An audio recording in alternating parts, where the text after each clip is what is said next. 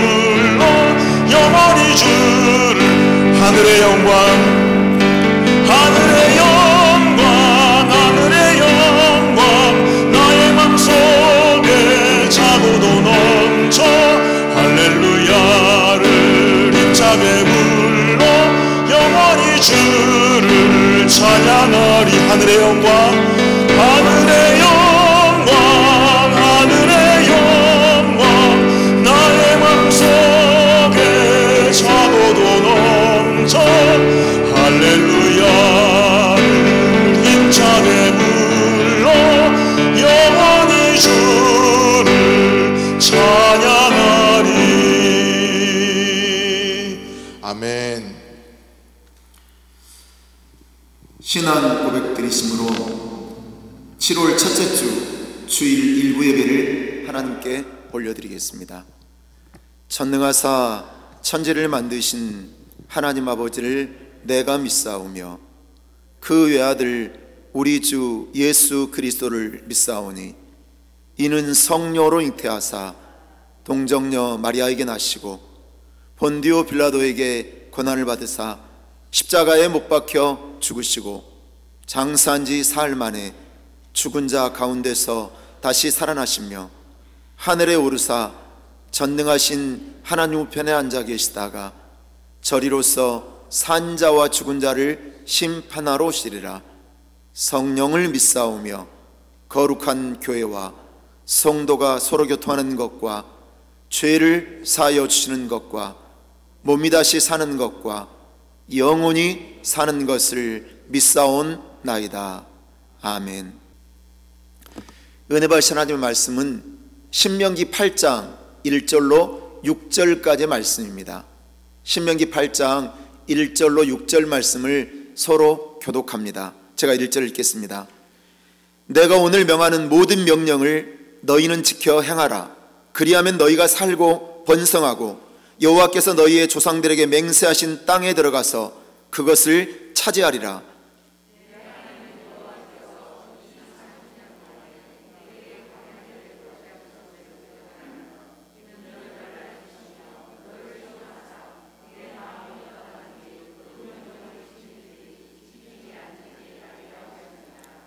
너를 낮추시며 너를 줄이게 하시며 또 너도 알지 못하며 내 조상들도 알지 못하던 만나를 내게 먹이신 것은 사람이 떡으로만 사는 것이 아니요 여호와의 입에서 나오는 모든 말씀으로 사는 줄을 내가 알게 하려 하심이니라.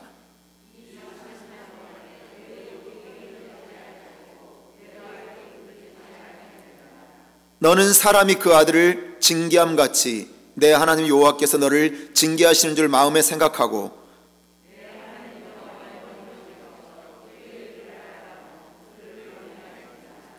아멘. 찬양하고 기도하겠습니다. 우리는 지금 어쩌면 하나님께서 광야 훈련을 시키고 있다는 생각이 듭니다. 오늘 말씀을 준비하면서 제 마음속에 하나님 주신 음성이 들려졌어요. 코로나19는 모든 것을 정지시켰고 또 광야 같은 세상 속 우리를 몰았어요. 광야는 내 힘으로는 아무것도 할 수 없는 곳이 광야예요. 모든 것이 다 불편해요. 먹을 것도 마실 것도 입을 것도 쉴 것도 없는 곳이 광야예요.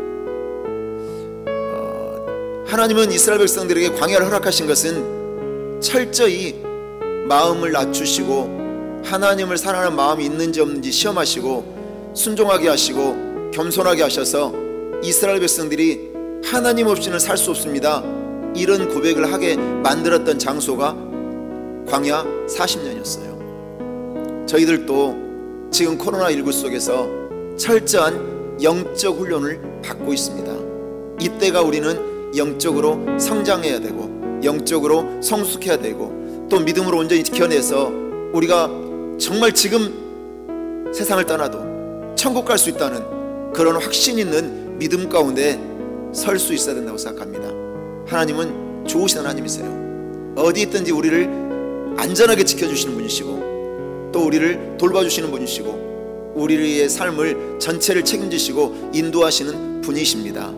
오늘 광야 같은 세상 우리가 살아갈 때 그 이 하나님의 은혜를 붙들고 승리하기 위하여 우리 오늘 예배 속에서 은혜 받기 위하여 기도하시고, 그리고 말씀 속에 은혜를 부어달라고, 성령으로 충만하게 되게 해달라고 찬양하고 기도한 시간을 갖도록 하겠습니다.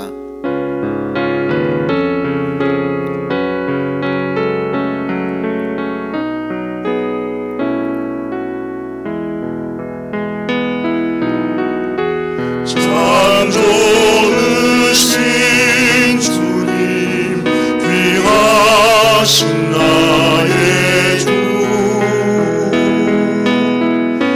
늘 가까이 계시니 나 두려움 없네. 내 영이 떠날 때, 내 맘 나신될 때, 내 품에 안기라 주님 말씀하셨네.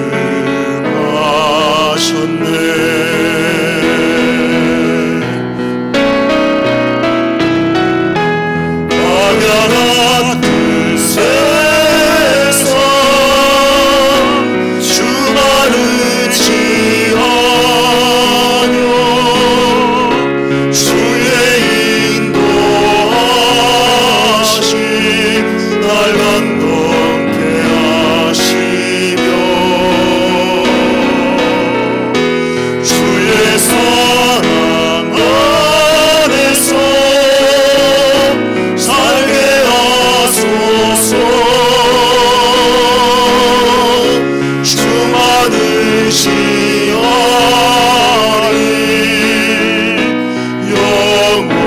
영원토록. 다시 한번 찬양합니다. 참 좋으신 주님, 귀하신 나의 주, 늘 가까이 계시니 나 두려움 없네. 내 영이 고날 때, 내 맘 낙심될 때, 내 품에 안기라 주님 말씀하셨네.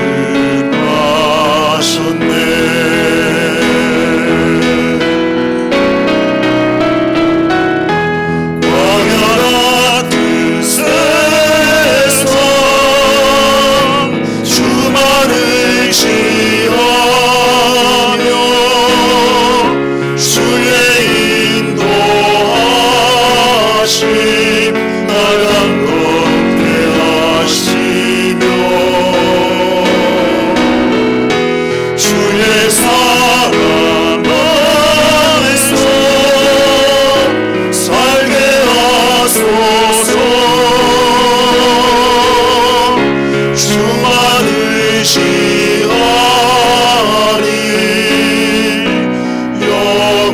영원토록. 주만을 시하리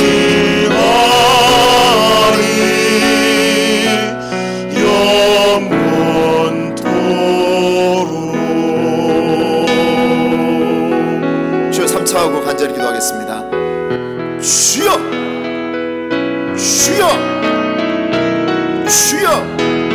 아버지 하나님, 코로나19라는 예상하지 못한, 예측하지 못한 상황 속에서도, 아버지 모든 사람들이 뒤로하는 상황 가운데서도 오늘 하나님의 은혜를 사모하여 성전에 달려나오게 하신 것 감사합니다.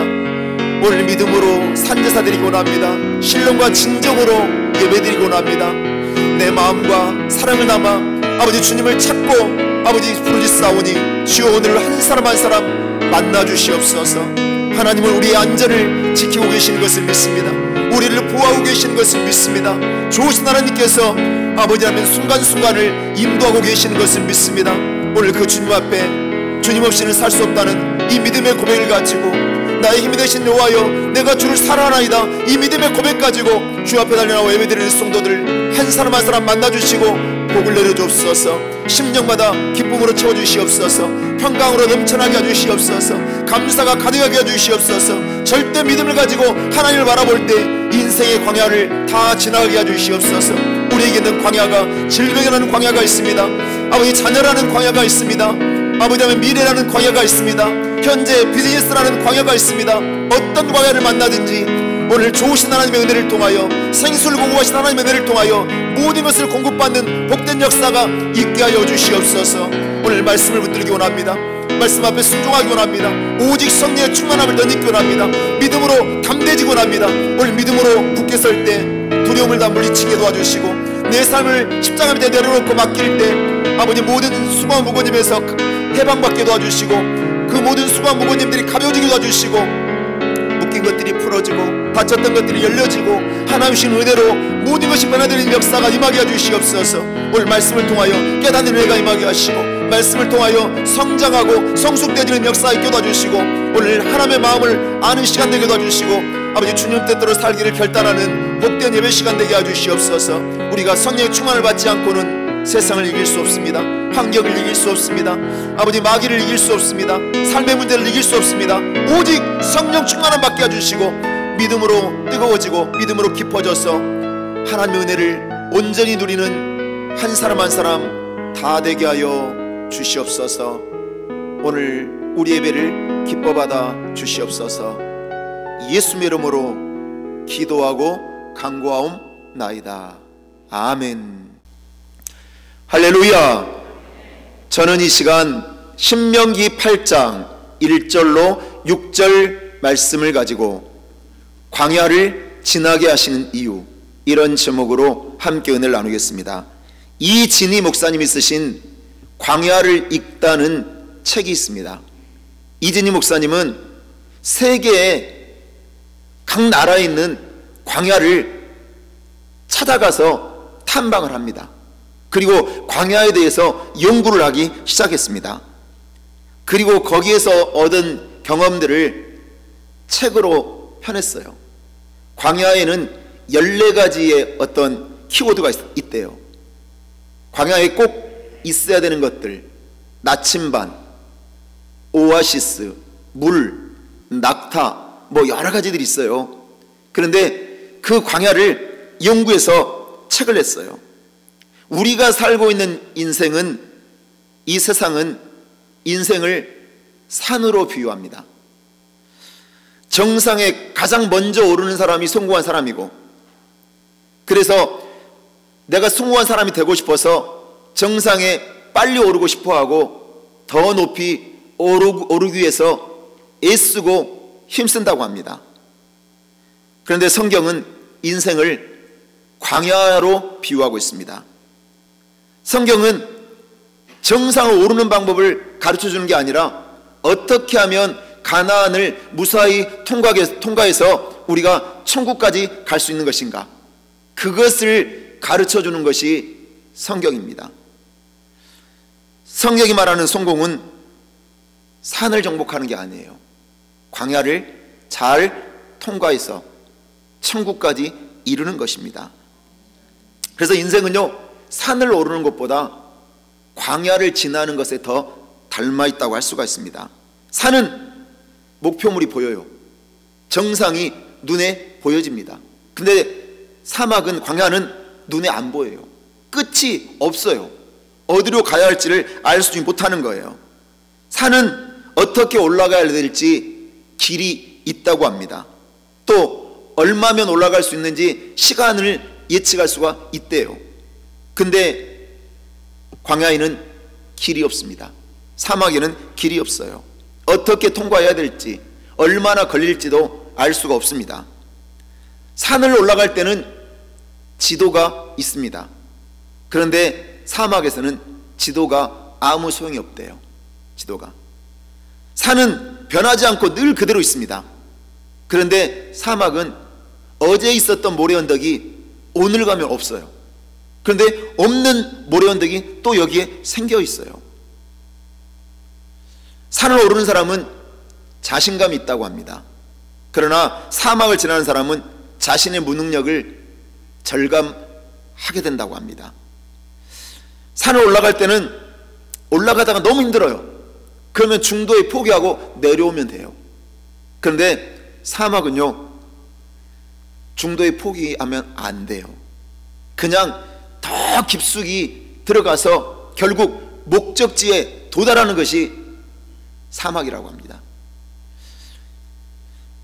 광야는 먹을 것도 입을 것도 마실 것도 쉴 것도 없는 곳이 광야입니다.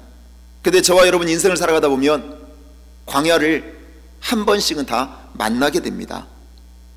어쩌면 저와 여러분은 지금 인생 코로나라는 광야를 만나고 있는 것입니다. 코로나가 얼마나 많은 것을 우리에게 불편을 가져줬어요. 우리의 삶을 정지시키고 내 발을 묶어버리고 사람들과도 단절시켜버리고, 그리고 공포와 두려움이라는 그런 의식을 갖게 만들어준 것이 바로 코로나라는 광야입니다. 이스라엘 백성들은 40년의 광야 생활을 통과했을 때 가나안 땅에 들어갔습니다. 다윗도 사울의 칼을 피해 13년 동안 미디안 광야를 도망치다가 그 광야를 통과했을 때 왕이 되었습니다. 엘리야도 죽고 싶다고 광야로 들어가서 낙심하고 있을 때, 그 낙심을 물리치고 일어섰을 때, 그 광야를 통과했을 때 죽음을 보지 않고 하늘로 올라갔습니다. 사도 바울은 다소라는 광야에서 13년 동안 머물면서 인내하고 기다렸을 때 하나님의 부르심을 받아 사도가 되어 기독교를 세계화시킨 위대한 사도로 쓰임받게 된 것입니다. 광야는 우리를 힘들게 하고 고통만 주는 장소가 아닙니다.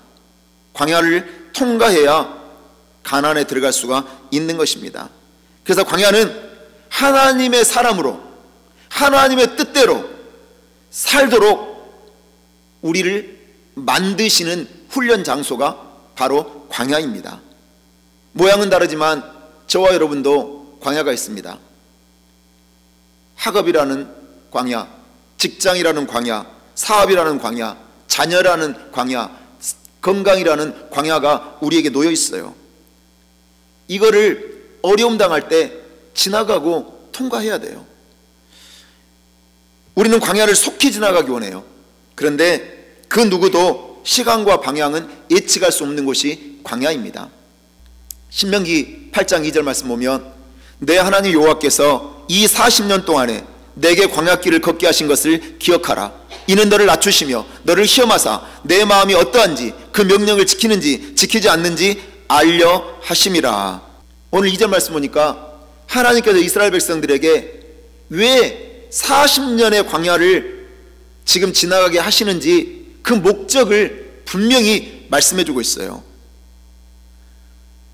광야는 이스라엘 백성들에게 굉장히 중요한 장소였는데, 광야는 사실은 고통이 있는 곳이에요. 왜냐하면 상실이 있고 상처가 있고 한계가 있는 곳이 광야였거든요. 그리고 방황과 혼돈이 있는 곳이 광야였어요. 밤에는 살을 에이는 듯한 추위가 있었어요. 그리고 정갈이라는 무서운 독을 가진 그 정갈이 늘 생명을 위협하고 있는 곳이 바로 광야였어요. 그런데 하나님은 자기가 사랑하는 그 백성들에게 광야를 지나가게 하셨어요.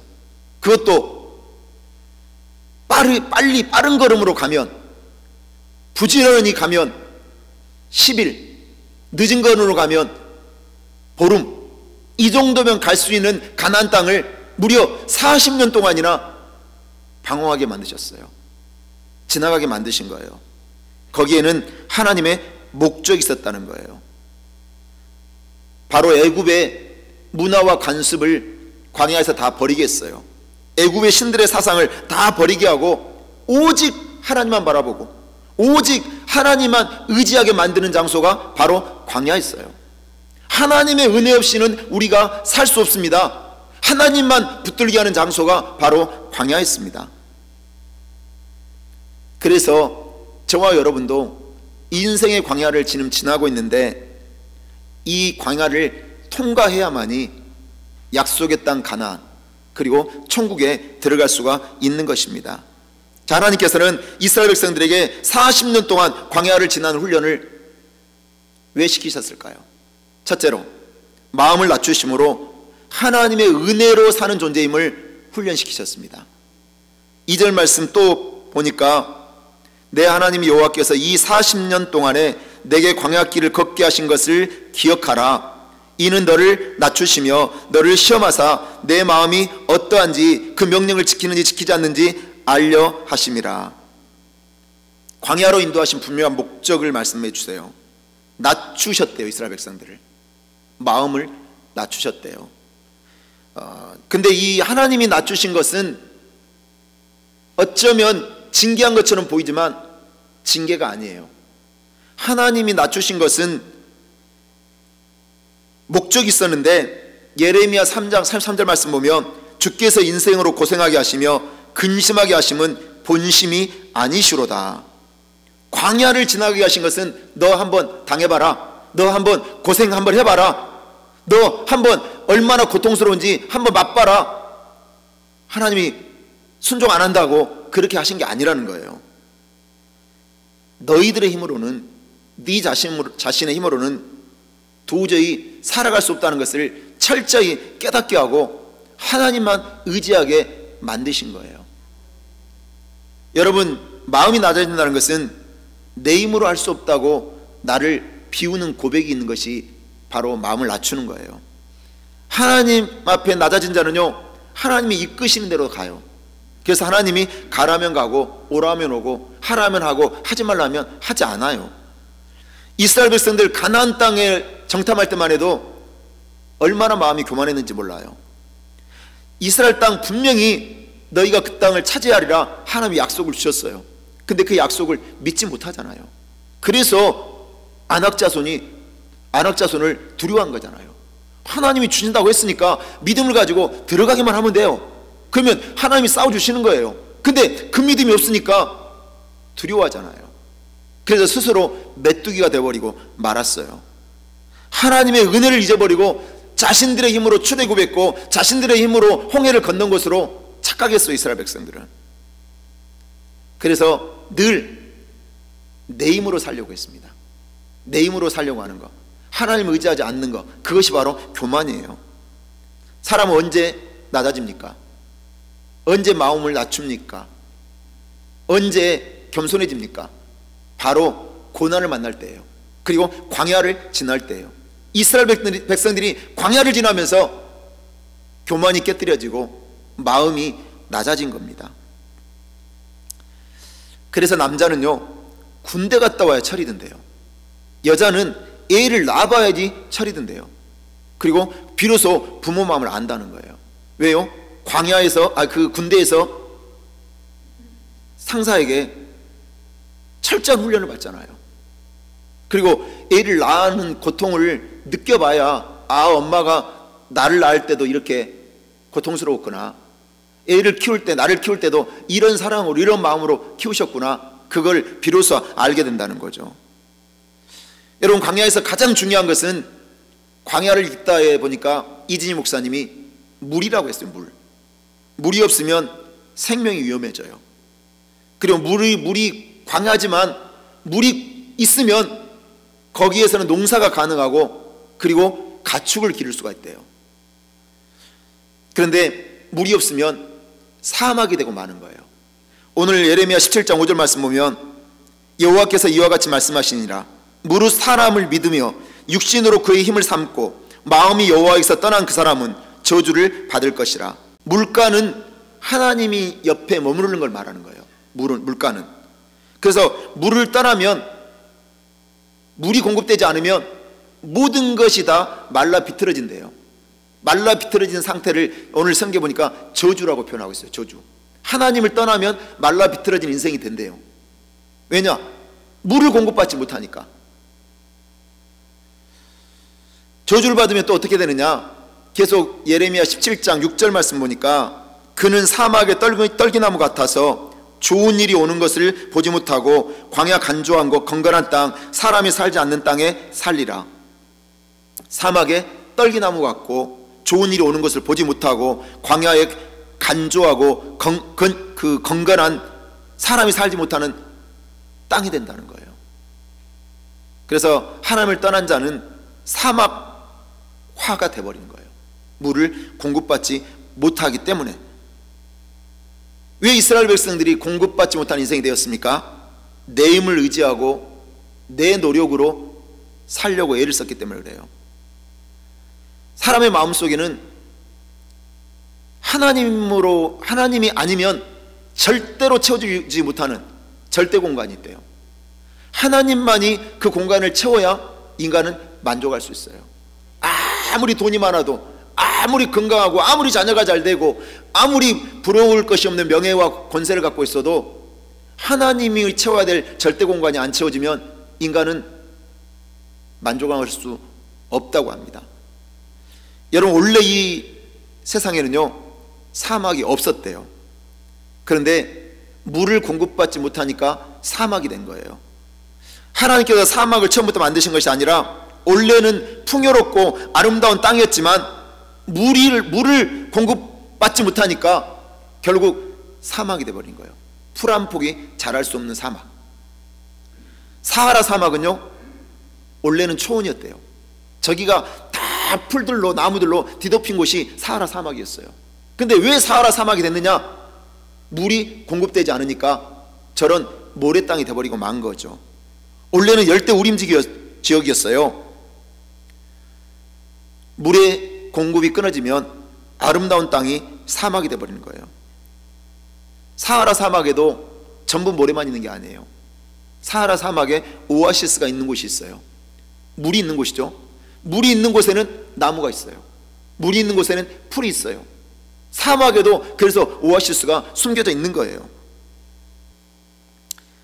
그래서 물이 있는 곳은 사막이라 할지라도 나무도 있고 그리고 열매가 있는 풍요로운 땅이 되는 거죠.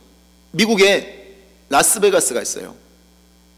굉장히 밤이 되면 아름다운 도시잖아요. 저도 그랜드 캐년 탐사하면서 저 라스베가스에서 하룻밤 잔 적이 있어요. 근데 굉장히 아름답더라고요. 밤이 되니까 불빛이 찬란하고 사막. 근데 이 라스베가스라는 도시는 사막 한가운데 세워졌더라고요. 제가 쭉 그랜드 캐년 보니까 사막이 많이 있어요. 근데 이 라스베가스라는 도시가 세워질 수 있었던 이유가 있어요. 저 도시는 물을 공급받지 못하면 아름다운 도시의 기능을 다 잃어버리는 거예요. 그런데 후보댐이 가까운 데 있더라고요. 그 후보댐에서 물을 공급받아요. 저 후보댐도 제가 가서 보고 왔는데 크지는 않는데 저 댐의 문을 보니까 뭐 높이가 정말 상상을 초월할 정도로 어마어마하더라고요. 그런데 저 물이 라스베가스라는 그 아름다운 도시를 탄생시킨 거예요. 물이 공급되니까 그 사막이 건물이 세워졌고 나무와 초원이 생성됐고 그리고 사람들이 몰려드는 곳이 된 거예요. 수백만 명의 사람들이 그곳에서 살고 있어요. 만약 물이 없었다면 그것은 여전히 지금도 사막이 되었을 것입니다. 우리 인생도 마찬가지죠. 왜 인생이 사막화가 되느냐? 하나님이 나를 떠나버리면 우리 인생이 사막이 되는 거예요. 왜요? 말라 비틀어져서 그것이 바로 저주라고 그랬잖아요. 하나님을 떠난 인생이 사막처럼 그렇게 돼버린다는 거예요. 왜 사막이 되냐? 내가 육신의 힘을 의지하고 내 마음이 하나님을 떠났기 때문이라는 거예요. 하나님이 광야 훈련 시키신 이유가 네 마음이 어디 있는지를 보시겠다고 하셨잖아요. 그래서 광야를 지나게 하는 목적이라고 2절에서 말씀하셨어요. 그런데 우리는요, 내가 눈을 뜨자마자 내 인생이 사막이었던 분들도 있어요. 그런데 신기한 일이 벌어집니다. 나는 가정에서 태어났는데 가난한 가정이에요. 나는 태어났는데 육체가 병들고 장애가 있어요. 그래서 내 힘으로 살아갈 때 정말 고통스러운 환경이 나한테 있어요. 근데 중요한 게 있어요. 예수님이라는 오아시스가 나를 찾아오면 사막 같은 내 인생이 오아시스로 바뀌어버리는 거예요. 생수이신 예수님이 나한테 찾아오면 내 사막은 다 끝나고 오아시스로 바뀌어버리는 거예요. 하나님의 은혜가 임하면 사막에서도 열매 맺는 인생을 살 수가 있는 것입니다. 세상에서 가장 당도가 높고 맛있는 과일이 어디에서 생산되느냐? 칠레와 캘리포니아에서 생산된대요. 특별히 오렌지는 최고라고 합니다. 근데 오렌지는 아시잖아요. 바나나는 물이 많은 곳에서 생산이 돼요. 그런데 오렌지는 물이 없는 곳에서 생산됩니다. 오렌지는 물을 많이 필요로 안 해요. 그래서 캘리포니아의 사막에서 오렌지가 자라는 거예요. 칠레의 사막과 강야에서 오렌지가 자라는 거예요. 그래서 당도가 최고인 거예요. 당도가. 그런데도 아예 물이 없다면 오렌지는 생산될 수가 없죠. 우리가 가까운 데서 나오는 야끼마 과일이 왜 맛있습니까? 야끼마도 사막이에요. 햇볕이 하루 종일 내리쬐고 밤에는 추운 곳이에요. 그런데 그 야끼마에 물을 공급해줘요. 물로 나무를 키워요. 그래서 열매를 생산해내는 거예요. 그래서 우리가 워싱턴주에서 나오는 과일은 일교차가 별로 없어서 햇빛이 많지 않아서 별로 맛있지 않대요. 근데 야끼마에서 나온 거는 너무너무 맛있어요. 여러분, 내 인생이 사막과 같다면 나의 정체성을 발견해야 돼요. 내가 하나님을 지금 떠나 있는지 떠나 있지 않은지 살펴봐야 돼요. 그리고 내가 하나님 없이 살 수 없는 존재라는 것을 우리가 깨달아야 됩니다. 여러분, 이 세상은요, 하나님 없이 살 만한 곳은 없어요.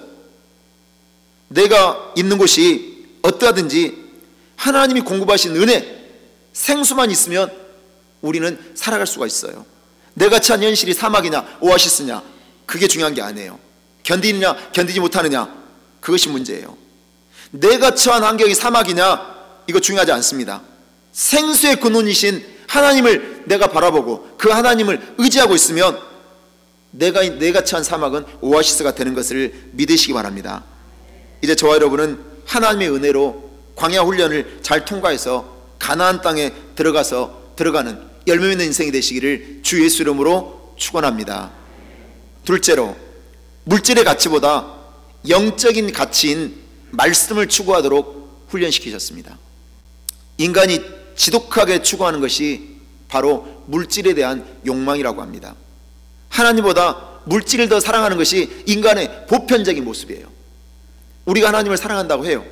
그런데 하나님도 사랑하고 물질도 사랑해요. 어떤 분은 하나님보다 물질을 더 사랑해서 그 물질에 가치를 두고 소망을 두고 살아가는 분들도 신앙이지만 너무나 많아요. 하나님께서는 줄이고 부족한 경제적인 위기를 겪게 하심으로 물질로 살 수 없는 존재가 바로 너다라는 것을 깨닫게 하십니다. 하나님께서는 경제적인 어려움을 통해 물질의 가치를 추구하는 사람에게 영적인 가치를 추구하는 존재로 광야에서 만들어내신 거예요. 코로나라는 경제 위기를 코로나라는 그 위기가 만약 없었다면 지금도 세계는 경제 전쟁 중에 있었을 거예요. 코로나 이전에 중국과 미국이 얼마나 싸웠어요. 관세 보복, 무역 보복을 서로 주고받았어요. 그래서 계속 그 경제 우위를 차지하기 위해서 얼마나 전쟁을 치렀습니까? 코로나19는 세계 경제를 지금 마비시켜 버렸어요. 싸울 힘이 없어요. 지금 경제가 마비되어져서 어떻게 하면 더 손해를 줄일 것인가를 생각해야 되니까 여유가 없는 거죠. 신앙은 영적인 가치를 추구하는 게 신앙이에요. 우리가 신앙생활하는 것은 잘 먹고 잘 살기 위해서, 복 받기 위해서 신앙생활을 하는 게 아니에요. 그게 목적은 아니에요. 우리가 알아야 되는 것은 우리는 하나님의 영광을 드러내는 존재로 살아가는 거예요. 그래서 우리는 하나님을 찬송하기 위해 지음받은 존재잖아요. 저와 여러분이 하나님의 찬송이 되고 하나님의 노래가 되고 하나님의 영광이 되는 것이 진짜 목적이에요. 진짜 목적. 그래서 하나님은 광야 훈련을 통해 사람이 떡으로만 사는 것이 아니다, 하나님 위에서 나오는 말씀으로 사는 것이다, 그것을 직접 가르쳐 주세요. 오늘 신명기 8장 3절 말씀 보면 너를 낮추시며 너를 줄이게 하시며 또 너도 알지 못하며 내 조상들도 알지 못하던 만나를 내게 먹이신 것은 사람이 떡으로만 사는 것이 아니요 여호와 입에서 나오는 모든 말씀으로 사는 줄을 내가 알게 하려 하심이라. 하나님이 낮추시고 줄이게 하신 이유가 영적인 가치가 물질적인 가치보다 먼저라는 것을 가르쳐 주셨다는 거예요. 여러분, 사탄이 오랫동안 우리를 무너뜨리게 하여 사용하는 방법이 뭐냐? 돈이 최고다, 돈이 최고의 인생의 가치다, 이런 생각을 심어주는 거예요. 이런 생각을. 이 사람들은 무너지거든요. 하나님을 떠나게 되거든요. 세상은 물질주의에 빠져 돈의 가치를 두고 있어요. 그런데 예수님께서 마태복음 4장 보면 광야에서 40일 금식 기도할 때 마귀가 와서 시험을 내요. 첫 번째 시험이 뭐냐면 마태복음 4장 3절 보니까 시험하는 자가 예수께 나와 이르되 내가 만일 하나님의 아들이거든 명하여 이 돌들로 떡덩이가 되게 하라. 마귀가 예수님 앞에 그랬어요. 네가 하나님의 아들이냐? 너 배고프잖아. 그러면 이 돌로 떡을 만들어 먹어봐. 만약 돌을 떡으로 만든다면 네가 하나님의 아들인 것이 증명되는 거야. 그렇게 시험을 했어요. 그런데 예수님께서는요, 신명기 오늘 본문 8장 3절 말씀을 인용해서 뭐라고 마귀의 시험을 물리칩니까? 마태복음 4장 4절 말씀 보니까 예수께 대답하여 이르시되 기록되었을 때 사람이 떡으로만 살 것이 아니요 하나님 입에서 나오는 모든 말씀으로 살 것이라 하였느니라 하시니, 사람이 떡으로 사는 게 아니야, 하나님 입에서 나오는 말씀으로 사는 것이야. 예수님이 그렇게 시험을 물리치셨어요. 떡이 가치 있는 것이 아니라 하나님의 말씀이 가치 있는 것이라고 선포한 것입니다. 하나님 우리를 낮추시면 인간이 어떠한 노력을 해도 먹고 사는 길을 해결할 수 없습니다. 코로나19로 세계 경제가 지금 휘청거리고 있어요. 짧은 시간인데 경제가 다 붕괴됐어요. 그래서 나라마다 지금 어려워요. 그런데 코로나19는요, 우리가 무엇을 추구하고 있는지를 다 드러내게 만들어버렸어요. 그 사람의 믿음조차도 다 폭로하게 만들어버렸어요. 코로나19가 하나님의 말씀에 얼마나 순종하며 살고 있는가 드러나요. 예배 드리는 삶을 살고 있는가, 아니면 세상에 허덕이며 살고 있는가, 그것을 다 코로나19는 드러나게 만들어버렸어요. 신앙은 나의 이익을 위해 사는 게 아니에요. 하나님의 뜻대로 살아가는 것이 신앙생활입니다. 낮추어지고 줄이게 되면 우리의 신앙이 폭로돼요. 내가 떡을 위해 사는 것인지 아니면 하나님의 말씀에 순종하며 사는 것인지를 드러나게 한다는 거예요. 내가 섬기고 있는 것이 하나님인지 아니면 물질이라는 우상인지 그것을 다 드러나게 하는 거예요. 마태복음 19장 보면 부자 청년이 어느 날 예수님께 찾아왔어요. 그리고 예수님께 질문해요. 선생님, 어떻게 하여야 영생을 얻을 수 있습니까? 그때 예수님이 말씀하셨어요. 그 사람이 물질에도 가치를 두고 하나님보다 물질 앞에 마음을 빼앗긴 것을 예수님이 알고 계셨거든요. 그래서 네가 가진 모든 것을 팔아 가난한 자들에게 나누어주고 너는 나를 따르라 그랬어요. 그런데 이 부자 청년은 근심하며 예수님 곁을 떠났어요. 예수님이 영생이었는데 예수님을 따르지 않잖아요. 자기가 가진 모든 것들이 더 소중히 여겼기 때문에 그렇죠. 낮추고 줄인 상황이 오니까 내가 섬기고 있는 것이 무엇인지를 다 드러나게 하신 거예요. 사랑하는 여러분, 물질을 잃어버려도 상처받지 않고 낙심하지 않는 사람이 영적인 사람이에요. 물질을 다 얻고 우상에 빠져 산다면 무엇이 가치 있겠어요? 내가 낮아지고 때로는 손해보는 상황 가운데 있더라도 내가 주님 말씀을 붙들고 순종하며 사는 것이 진짜 복인 것을 믿으시기 바랍니다. 하나님께서는요, 말씀에 순종하면, 영적인 가치를 추구하면 책임주신다고 약속하셔요. 그게 뭐냐면 만나였습니다. 만나를 주신다고 했어요. 물질의 주인이 하나님이시라고 선언하신 거예요. 우리가 말씀에 순종하면 물질이 없어도 하나님이 공급해 주신다는 거예요. 하나님이. 신명기 8장 3절 보면 너를 낮추시며 너를 줄이게 하시며 또 너도 알지 못하는 내 조상들 알지 못하던 만나를 내게 먹이신 것은, 만나를 먹이신대요. 만나는 나무에서 열린 게 아니에요. 곡식으로 열매를 거두는 게 아니에요. 만나는 매일 하루하루 먹을 수 있을 분량만큼 하늘에서 내려온 것, 하나님이 공급해 주신 것이 만나였어요. 그래서 그 만나를 양식으로 이스라엘 사람들은 먹은 거예요. 그런데 이스라엘 백성들은 가나안 땅에 들어가서 첫 열매를 거둘 때까지 하나님이 만나를 공급해 주셨어요. 첫 농사를 지어서 열매를 맺었을 때 그때 만나가 그쳐졌어요.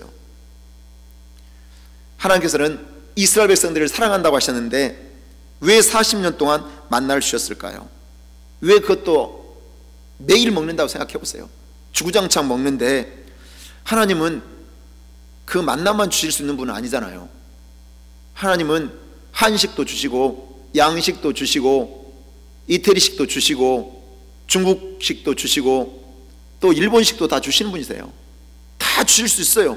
매일 입맛에 맞게 공급해 주실 수 있는 분이 하나님이세요. 그런데 하나님은 40년 동안 하루도 변함없이 만나만 주셨어요. 여기에 교훈이 있습니다. 하나님이 주신 말씀으로 살아가야 된다고 말씀하신 거예요. 만나는 말씀을 상징하고 있는 말씀. 육신을 위해서는 떡이 필요하죠. 그리스도인에게 성공도 필요해요. 높은 지위도 필요해요. 높은 영모운도, 그리고 사업도 잘 돼서 돈을 버는 것도 필요해요. 그런데 성공이나 높은 지위나 물질의 축복이 성도의 가치 기준은 아니라는 거예요. 성도의 본질은 하나님의 말씀에 있는 거예요. 말씀에 순종하며 사는 자가 되는 거예요. 2013년도 미국의 미주리주 캔사스 시티에서 실제로 일어났던 일이에요. 한 노숙인이 길에서 구걸을 하고 있었어요. 그 사람의 이름은 빌리 레이 해리스라는 사람이었어요. 이 사람이 구걸을 하는데 지나가던 여성이 그 깡통 속에 돈을 집어넣어줬어요. 그런데 이 여인이 돈을 줬는데, 돈을 주다가 정말 값비싼 다이아몬드를 깜빡하고 그 앞에 떨어뜨린 거예요. 그런데 새까맣게 모르고 그냥 잃어버린 거예요, 다이아몬드를. 근데 저 해리스라는 노숙인은요, 그 다이아몬드가 어마어마한 가치를 지니고 있다는 걸 알고 있었어요. 그런데 자기가 갖지 않아요. 그것을 보관하고 있다가 주인이 오기를 기다렸어요. 그런데 주인이 오자 그 다이아몬드를 돌려준 거예요. 그런데 이 다이아몬드를 돌려받으니까 이 사라 달링이라는 여인이거든요, 여성이거든요. 저분인데 너무나 마음에 감동을 받았어요. 그래서 사라 달링이 자기 남편한테 다이아몬드를 잃어버렸는데 아마 결혼 반지였던 것 같아요. 그를 노숙인이 돌려줬다고, 찾아줬다고 얘기를 하니까 이 사라 달링과 남편이 인터넷에다가 해리스를 돕기 위한 펀드를 이렇게 모금을 했어요. 도네이션을 모금한 거예요, 펀드를. 그래가지고 인터넷에서 이 사람의 선행이 알려지면서 그 사라 달링이 이 도네이션을 받는 것을 올리자 물이 얼마가 모였냐? 19만 불이 모였어요. 19만 불이 모여가지고 해리스에게 집을 사줬어요. 자그마한 집을. 그리고 자동차도 사줬어요. 그리고 이 사람이 완전 인생을 새 출발하는 계기가 된 거예요. 이게 실제로 있었어요. 그래서 이게 또 화제가 돼가지고 기사가 되니까 방송에서 이 해리스를 초청해서 인터뷰를 했어요. 어떻게 양심적으로 정직하게 그 다이아몬드를 돌려줄 수 있었습니까? 이렇게 물었어요. 그때 이 해리스가 이렇게 대답했대요. 제가 실패해 노숙자로 살아가지만 사실은 크리스찬 가정에서 자랐습니다. 할아버지가 목사님이셨습니다. 제가 성자라서 돌려준 것이 아니라 하나님이 제 마음을 지켜주셔서 정직하게 살라는 말씀에 실천할 수 있었습니다. 모든 것이 하나님의 은혜입니다. 그저 감사할 뿐입니다. 이렇게 대답했다는 거예요. 이 사람이 인생에 실패해서 노숙자가 됐어요. 근데 이 사람은 하나님을 떠나 있지 않았어요. 하나님의 말씀이 마음속에 있었어요. 그래서 부당하게 어마어마한 가치를 지닌 다이아몬드지만 그것을 내 것으로 만들지 않았어요. 하나님이 말씀하신 게 있었으니까. 그래서 순종해서 돌려줬더니만 그 인생이 완전히 역전됐어요. 이 방송을 보고 잃어버린 가족을 찾게 돼요. 그리고 가족관계가 회복이 되게 돼요.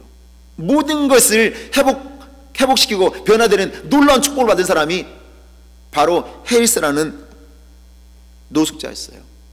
근데 이 사람은 하나님 앞에, 하나님의 말씀 앞에 순종하는 자가 받는 축복을 증명하고 있는 것입니다. 여러분, 광야에는 없는 것 투성입니다. 광야는 세상과 단절된 곳이에요. 세상에서 의지하는 것이 광야에는 없어요. 세상에 좋던 것도 광야에는 없어요. 세상에서 즐기던 것도 광야에는 없어요. 광야에는 오로지 딱 하나, 만나밖에 없어요. 만나밖에. 영의 사람은 그래서 그냥 되는 게 아니에요. 영적인 사람은 광야에서 태어나요. 광야를 통과한 사람이 매일 하나님 주시는 그 만나를 먹는 사람만이 영적인 사람으로 거듭나는 것입니다. 우리는 밥심으로 산다고 말해요. 밥심으로 산다고. 근데 육신의 밥은 유통기한이 있어요. 하루 이틀 지나면 상해서 버려야 돼요. 그러나 하나님의 말씀은 유통기한이 없어요. 영원한 생명이기 때문에 그래요. 예수님께서 요한복음 6장 35절에 이렇게 말씀합니다. 예수께서 이르시되 나는 생명의 떡이니 내게 오는 자는 결코 줄이지 아니할 터이요 나를 믿는 자는 영원히 목마르지 아니하리라. 예수님이 우리의 생명의 떡임을 믿으시기 바랍니다. 이스라엘 백성들은 생명의 떡인 만나를 매일 먹었어요. 이 만나를 먹는 것은 선택사항이 아니라 필수사항이었습니다. 40년 동안 만나 먹었지만 이스라엘 백성들 다 만족하지 않았습니다. 좋아하지 않았어요. 한 20년 먹으니까 20년 뒤에 이스라엘 백성들이 뭐라고 그랬느냐? 처음에는 꿀을 섞은 과자 같다고 그랬어요. 그래서 야, 하나님이 우리 만나를 주셨네, 꿀송이 과자야, 그러면서 기뻐하고 좋아했어요. 한 20년 먹으니까 뭐라고 그러냐면 기름 섞어서 튀긴 그 물러진 과자 같다고 했어요. 이제는 질린다고 말한 거예요. 민수기 11장 8절 말씀 보니까 백성들이 두루다니며 그것을 거두어 맷돌에 갈기도 하며 절구에 찢기도 하고 가마에 삶기도 하여 과자를 만들었으니 그 맛이 기름 섞은 과자 맛 같더라. 이제 좀 물린다고 말하더니만 이제 만나를 거의 끝나갈 무렵, 이제 끝나갈 무렵, 그만 먹게 되는 무렵에는요, 이 하찮은 음식이라고 말을 합니다. 민수기 21장 5절 말씀 보니까 백성이 하나님과 모세를 향하여 원망하되 어찌하여 우리를 애굽에서 인도하여 내어 이 광야에서 죽게 하는가? 이곳에는 먹을 것도 없고 물도 없도다. 우리 마음이 이 하찮은 음식을 싫어하노라 하매. 하찮은 음식이고 먹지 못한 음식이고 싫어한다고 이스라엘 백성들이 말해요. 자, 여러분이 지금 먹고 계시는 하나님의 말씀은 어떠하십니까? 여러분, 하나님의 말씀을 어떻게 받아들이고 계십니까? 처음에 예수 믿을 때는 꿀송이 과자로 받아들이셨을 거예요. 그런데 10년 20년 믿으니까 기름 섞인 과자 맛으로 물린다고 말하진 않습니까? 아니면 하찮은 음식이라고 불평하고 있지는 않습니까? 이스라엘 백성들은 살기 위해 만나를 먹었어요. 이 만나를 먹어야만 살 수 있었어요. 저와 여러분도 마찬가지예요. 하나님의 말씀인 영의 양식을 우리가 먹어야 돼요. 그래야지 영적으로 살아갈 수 있기 때문에 그렇습니다. 저와 여러분은 물질의 가치를 두고 사는 인생이 아닙니다. 영적인 데 가치를 둬야 되는데 하나님 주신 말씀을 먹고 그리고 그 말씀에 순종함으로 축복의 인생이 되시기를 주 예수 이름으로 간절히 축원합니다. 기도드리겠습니다. 하나님 아버지, 감사합니다. 이스라엘 백성들이 40년 동안 광야를 지나가신 이유를 깨닫게 하시니 감사합니다. 광야 40년은 징계가 아니라 훈련받는 과정이고 축복의 그릇으로 만드시는 과정임을 믿습니다. 우리도 광야를 지날 때 마음을 낮추고 겸손해져 하나님의 은혜로 살아가는 존재임을 깨닫게 하시고 우리 인생이 사막화되지 않도록 생수 대신 예수님만 붙들게 하시고 물질의 가치보다 영적인 가치인 말씀을 양식을 삼게 하시고 그 말씀에 순종함으로 축복의 주인공으로 살아가게 하여 주시옵소서. 예수의 이름으로 간절히 기도하고 간구하옵나이다. 아멘. 이 시간 짧지만 기도하겠습니다. 하나님, 오늘 말씀을 통하여 나에게 왜 광야가 있는지를 깨닫게 하신 것 감사합니다. 내가 인생의 광야를 지나가고 있습니다. 코로나라는 광야 속에 있습니다. 그렇지만 이것은 징계가 아니라 나를 단련시키시고 훈련시키시고 축복의 그릇으로 만드는 과정 속에 훈련받는 과정임을 믿습니다. 내 마음을 낮추게 해주시고 겸손한 신앙이 되어져서 주님 없이는 살 수 없습니다, 하나님의 은혜로만 살겠습니다, 이런 신앙 고백 있는 신앙이 되게 달라 기도하시고 내 인생이 사막화되지 않도록 생수이신 예수만 붙들게 하시고 영원한 생명의 떡인 예수를 먹고 마시는 우리의 삶이 되게 달라고, 물질의 가치를 두고 사는 것이 아니라 영적인 데 가치를 두고 말씀에 순종하며 살아가는 우리 모두가 되게 해달라고 오늘 이 말씀 붙들면서 우리 주여 삼창하고 간절히 기도하시겠습니다. 주여, 주여, 주여. 아버지 하나님, 오늘 이 시간 말씀해 주시니 감사합니다. 내가 세상에 어떤 데 소망을 두며 살지 않게 하신 것 너무나 감사합니다. 코로나는 인생 광야를 만났습니다. 아버지 하나님, 물질이라는 광야, 건강이라는 광야, 자녀라는 광야, 비즈니스라는 광야를 만났습니다. 광야는 정지가 되어 있고 불편하고 많은 아버지 어려운 곳이지만 하나님이 광야를 주신 것은 징계가 아닙니다. 축복의 그릇으로 만드는 과정이고 나를 훈련시켜 주셔서 하나님 뜻대로 살아가게 만드시고 순종하는 사람으로 만드시는 것을 믿습니다. 아버지 하나님, 광야를 지나는 모든 성도들을 축복해 주시되 마음을 낮추게 해주시옵소서. 겸손해지게 해주시옵소서. 하나님 없이 살 수 없습니다. 하나님 은혜로만 살겠습니다. 이 고백이 신앙 고백이 되게 해주시옵소서. 내 인생이 아버지 하나님이 주신 은혜가 공급되지 않으면 사막이 됩니다. 물이 공급되지 않으면 초원도 사막이 되는 것처럼 우리 인생도 하나님이 나를 개입하지 않으시면, 내 삶을 이끌지 않으시면 사막화가 됩니다. 말라 비틀어지게 됩니다. 아버지 하나님, 우리가 하나님을 뜨며 살아가는 인생이 되게 해주시옵소서.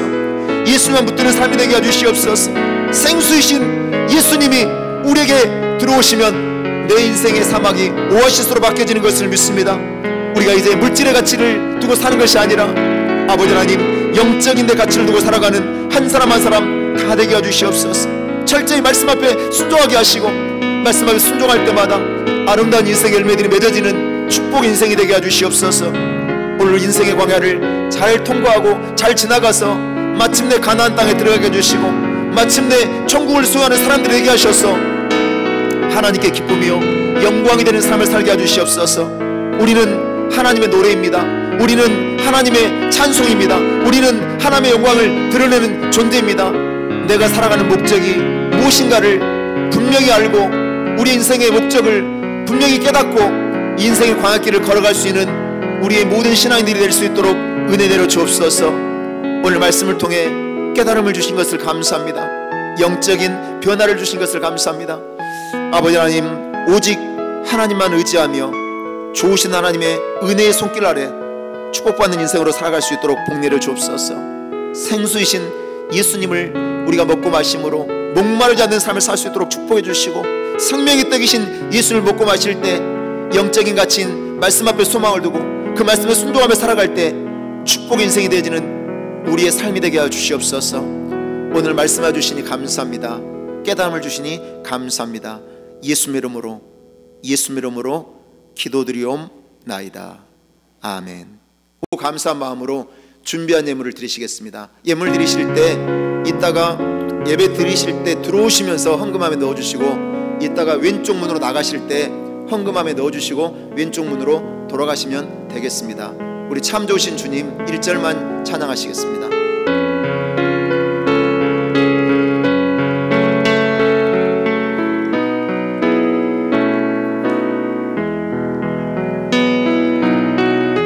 참 좋으신 주님, 귀하신 나의 주, 늘 가까이 계시니 나 두려움 없네. 내 영이 고날 때, 내 맘 낙심될 때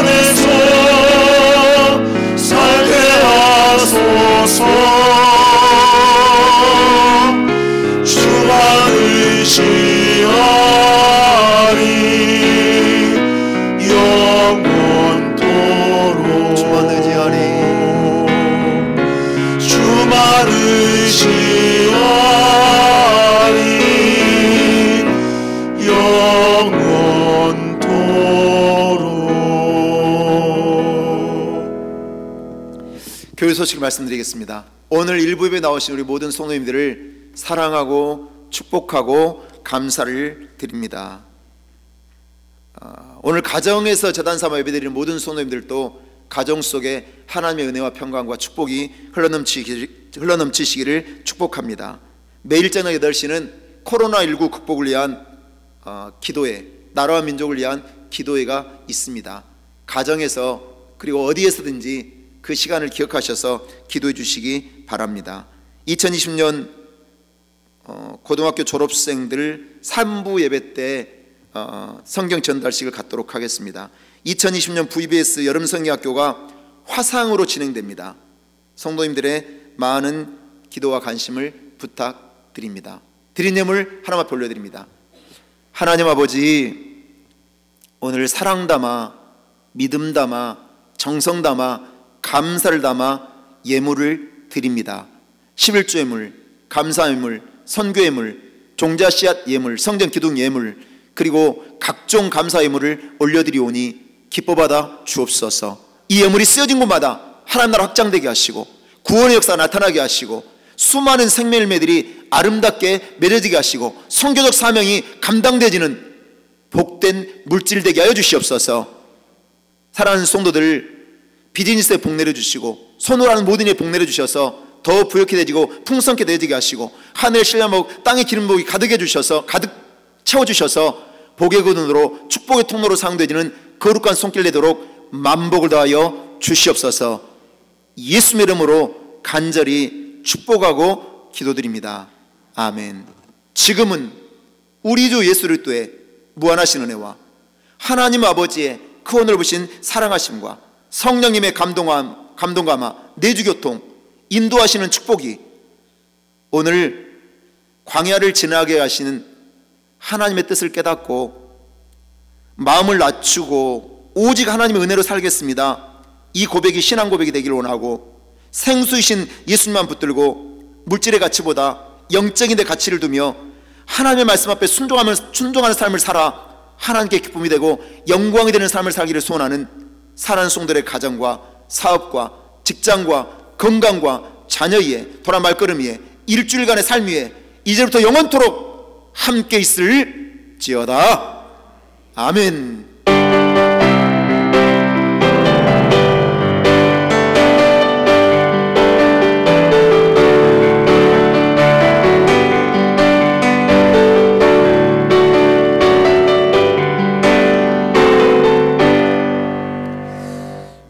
하나님께 모든 영광을 감사의 박수로 올려드립니다.